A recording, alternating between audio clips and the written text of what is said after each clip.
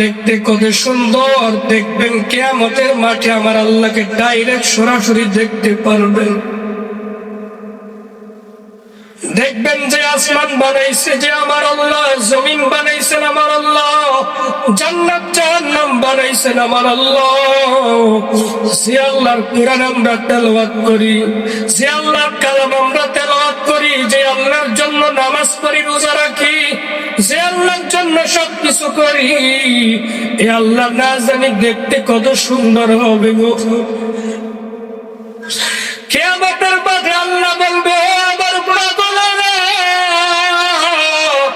দুনিয়া আমার কত কিছু মনে করতি, আমারে মনে করতি কার জন্য ইবাদত করি, দেখি আসি আল্লাহর একটু দেখা যায় কিনা। আমার আল্লাহ বলবে, ও আমার ফেরেশতারা, ও জিবরাইল ফেরেশতা, সারা দুনিয়ার মানুষকে একত্র করার জন্য একটা মাজিদ নামের মাঠ বানানো হোক। বিশাল একটা ময়দান বানাবে। বিশ্বনবীর কাছে জিবরাইল যখন আসলেন, নবী গো, কিয়ামতের মাঠে আমার আল্লাহ একটা মাহফিলের আয়োজন করবেন, বয়ানের ব্যবস্থা করবেন। ওই বয়ানের ব্যবস্থা প্রধান অতিথি হবেন আমার আল্লাহ, ওই বয়ানের সভাপতি আমার আল্লাহ, প্রধান বক্তা হবেন আমার বিশ্বনবী।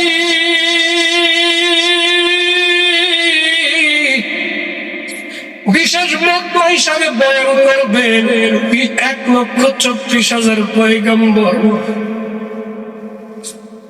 আমার আল্লাহ স্টেজে বসা থাকবেন, বিশ্বনবী আল্লাহর ডান পাশে বসা থাকবেন। বলেন মুহূর্তটা কেমন হবে?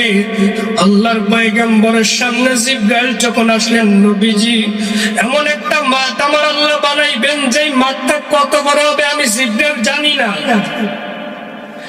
আমি জিবরাইল সারা পৃথিবী ঘুরতে মাত্র 1 সেকেন্ড সময় লাগে, কিন্তু আমি দেখলাম আপনার উম্মতের জন্য, সমস্ত উম্মতের জন্য আমার আল্লাহ বয়ানের সেই মাঠটা, যে স্টেজটা সাজাবেন, সেই প্যান্ডেলটা বানাবেন এত বড়, এত বড়। আমি জিবরাইল 600 টাকা দিয়ে বয়ানের মাঠটা আমি জিবরাইল রিসিভ করতেছিলাম, কিন্তু বয়ানের মাঠের কোন কিনারা খুঁজে পাই নাই। এত বড় হবে আপনার বয়ানের মাঠ। বিশ্বনবী বললেন, মাজিদ নামের সেই বয়ানের মাঠ। নবীজি এমন বিশাল বয়ানের মাঠ, 1,34,000 পয়গম্বর স্টেজে থাকবেন, একমাত্র আমার আল্লাহ প্রধান অতিথির চেয়ারে বসা থাকবেন, তার ডান পাশেই বসা থাকবেন আপনার আমার বিশ্বনবী। আল্লাহ রাব্বুল আলামিন সমস্ত মানুষদেরকে উম্মতে মুহাম্মাদীকে সামনের চেয়ারে বসতে দিবেন। পৃথিবীর সমস্ত নবীর উম্মত এই মাঠের মধ্যে থাকবে। প্রত্যেক মানুষের জন্য, জান্নাতি মানুষের জন্য আমার আল্লাহ একটা নূরের চেয়ারের ব্যবস্থা করবেন। সবার স্বর্ণের চেয়ারে বসা, সব উম্মতরা বসা থাকবেন, আল্লাহ থাকবেন স্টেজে বসা। আরাফার মাঠে এখন কিন্তু হাজিদের জন্য আরাফার মাঠ, এই মাঠটাই হবে আমার আল্লাহ কিয়ামতের মাঠ, যেটা সৌদি আরবের জমিনে আছে। মা আল্লাহ রাব্বুল আলামিন যখন বলবেন, এখন সমস্ত প্যান্ডেলটা পরিপূর্ণ, এখনই বয়ানের ব্যবস্থা হবে। হযরত জিবরাইল আলাইহিস সালাতু ওয়াস সালাম বলেন, ও নবী, এমন ভাবে সেই বয়ানের মাঠটা সাজানো হবে, আল্লাহ রাব্বুল আলামিন যখন বলবেন, ও আদম, তুমি পৃথিবীর মধ্যে সর্বপ্রথম নবী, আজকে তুমি বয়ান করবা, দাঁড়ায় যাও, বয়ান করো। আদম আলাইহিস সালাতু ওয়াস সালাম তার কিতাব ভুলিয়া যাবে, কোরআন তার মুখস্থ হয়ে যাবে। সবাই কিন্তু কিয়ামতের মাঠে কোরআন দিয়েই বয়ান করবে, কোনো ভাষা চলবে না, একমাত্র কোরআনের ভাষা। আদম আলাইহিস সালাম লাফ দিয়ে দাঁড়ায় বয়ান শুরু করবেন, কোরআন তার মুখস্থ হয়ে যাবে। আদম আলাইহিস সালাতু ওয়াস সালাম বয়ান করা শেষ, আমার আল্লাহ বলবেন, এবার দাউদ নবী দাঁড়ায় যাও। দাউদ আলাইহিস সালাতু ওয়াস সালাম যখন দাঁড়াবে, আল্লাহর পয়গম্বরের উম্মতরা বলবে,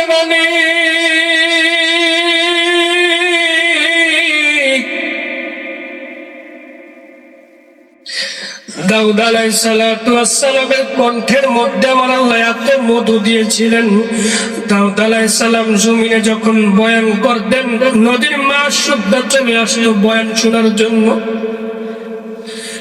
দাউদ আলাইহিস সালাতু ওয়াস সালাম যখন জমিনে থাকতে বয়ান করতেন, উপর দিয়ে যখন পাখি উড়ে যাইতো, পাখিগুলা স্টপ হয়ে থামিয়া যাইতেন, বলতো থামো কেন? বলে দাউদ নবীর তেলাওয়াত না শুনে যাওয়া যায় না। বনের পাখিগুলা থেমে যাইতো, দাউদের কণ্ঠ এত সুন্দর, আমার আল্লাহ এত সুন্দর। যদি জান্নাতের মাঠে তেলাওয়াত করে মনে করেন তো কত সুন্দর হবে। তখন তোর এই কণ্ঠ আর এই কণ্ঠ থাকবে না, এই চেহারা থাকবে না। পৃথিবীর সবচেয়ে নূরের ফোকাস দিয়ে আমার আল্লাহ চেহারাটা তৈরি করবেন। আমার আল্লাহ মহিলাদেরকে এমন ভাবে সাজাবেন, পুরুষদেরকে এমন ভাবে সাজাবেন,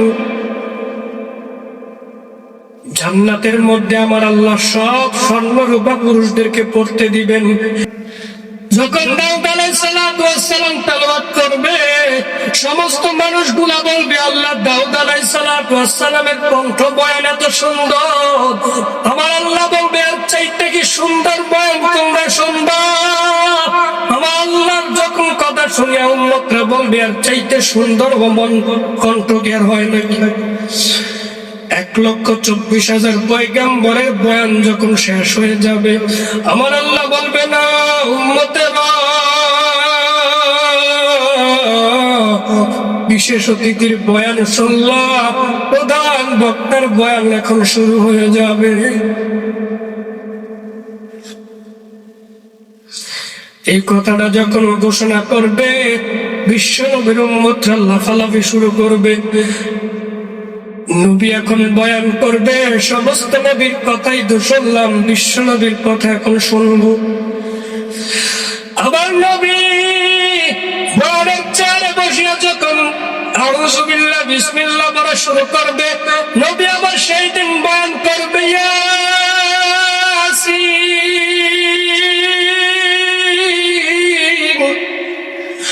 ওয়াল কুরআনিল হাকীম ইন্নাকা লামিনাল মুরসালিন আলা সিরাতিন মুস্তাকিম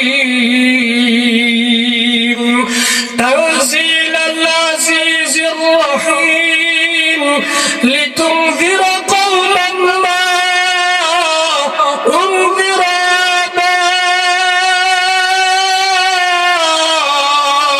আবাহুম ফাহুম গাফিলুন।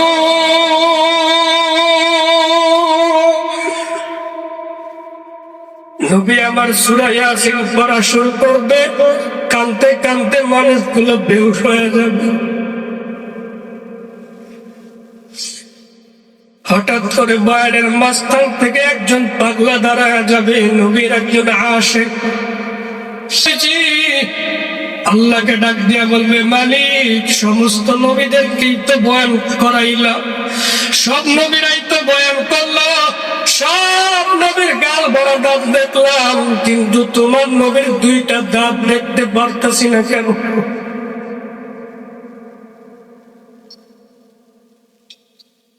সমস্ত নবীরা যখন তাকায় থাকবে, যুলকারনাইন ওয়াইস দাঁড়ায় বলবে, সমস্ত নবীর গালে ভরা দাঁত দেখলাম, কিন্তু তোমার নবীর গালে 2টা দাঁত দেখি না কেন বলো? আল্লাহ বলবে, ওয়াইসগুরনি তুমি তো জানো জীবদ্দশায় তোমার সাথে নবীর দেখা হয় নাই, তুমি শুধু মৃত্যুর কথা শুনছো, নবীর কথা শুনিয়েই গেছো। তুমি তো জানো আমার নবী উহুদের ময়দানে যখন যুদ্ধ করতে যাবেন, যুদ্ধ করতে করতে হঠাৎ করে একজন বেঈমান আমার নবীর গালের মধ্যে বল্লম দিয়ে আঘাত করলেন। নবীর বল্লমের গুতা আমার নবীর নিচের 2টা দাঁত ভেঙে গেছে। যার কারণে আমি বিশ্ব নবীকে বহুবার টেন্ডার দিয়েছিলেন, নবীজি আপনার এই দাঁত দুইটা আমি জান্নাত থেকে বান্ধায়া দেই গো নবী। আমার নয় বলছে না গো আল্লাহ না, জান্নাত থেকে দাঁত দিবে আমার দাঁত আরো সুন্দর হবে, কিন্তু কিয়ামতের মাঠে এই দাঁতের উসিলা করে আমার হাজার হাজার উম্মতকে তুমি জান্নাতি বানায় দিবা।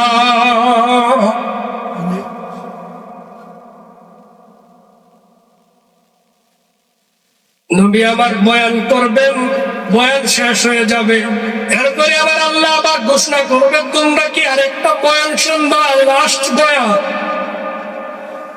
সব নবীরা বয়ান করা শেষ, আমার আল্লাহ বলবে এবার আমি আল্লাহর বয়ান তোমরা শুনবা। যে আল্লাহর বয়ান আমরা করি, যদি আমাদের বয়ান এমন হয়, আল্লাহর বয়ানটা কেমন হতে পারে ভাবিয়া নেন। কিয়ামতের মাঠে আমার আল্লাহ যেই বান্দা করবেন, আমার আল্লাহ সূরা আর রহমান তেলাওয়াত করবেন কিয়ামতের মাঠে, যেটা আমার আল্লাহ সরাসরি আর রহমানের ফজিলতের মধ্যে দেখবেন। সূরা আর রহমানের ভিতরে দেখবেন আর রহমান আল্লামাল কুরআন খালাকাল ইনসানা আল্লামাহুল বায়ান। কিয়ামতের মাঠে আমার আল্লাহ আর রহমান বলবেন না, আমার আল্লাহ বলবেন আনার রহমান, আমি রহমান, আনার রহমান। এই কথা বলে যখন তেলাওয়াত করবেন, বয়ান শুরু করবেন, মানুষগুলো বেহুশ হয়ে যাবে, একাধারে 40 বছর পর্যন্ত বেহুশ অবস্থায় পড়ে থাকবে। 40 বছরের মধ্যে আর মাথা উঠাবে না যে আল্লাহর জন্য এত দুনিয়ায় কেঁদেছিলাম, নামাজ পড়তে পড়তে কপাল দাগ হয়ে গেছে, নামাজ পড়তে পড়তে পায়ে ব্যথা হয়ে গেছে, কোরআন পড়তে পড়তে আল্লাহর জন্য এত কষ্ট করেছিলাম, ভোর রাত্রে উঠে আল্লাহর জন্য কোরআন তেলাওয়াত করেছিলাম, ঠান্ডা পানির ভিতরে ফজরের নামাজ পড়তে মন চায় না, আল্লাহর জন্য ঠান্ডার মধ্যে ফজরের নামাজ পড়েছিলাম, ঠান্ডা পানি দিয়ে উযু করে আল্লাহর জন্য ফজরের নামাজে দাঁড়ায় গেছি। আজকে আমার আল্লাহরে দেখতে পাইতেছি, আমার আল্লাহ এত সুন্দর,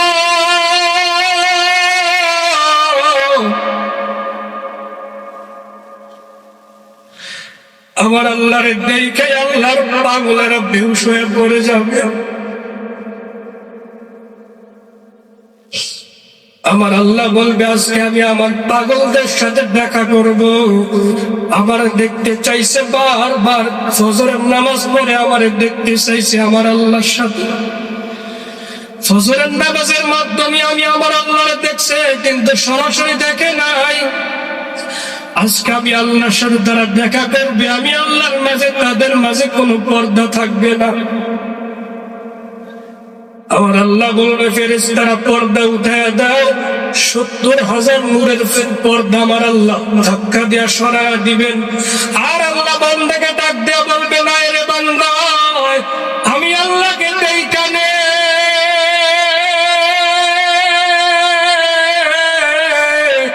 আমি আল্লাহকে দেখার জন্য 5 ওয়াক্ত নামাজ পড়েছিলি, আমি আল্লাহকে দেখার জন্য কোরআন পড়েছিলি, আমি আল্লাহকে দেখার জন্য গুনাহ থেকে বেঁচেছিলি, আমি আল্লাহকে দেখার জন্য এত কষ্ট করেছো, আজকে আমি আল্লাহ তোদের সাথে দেখা দিলাম।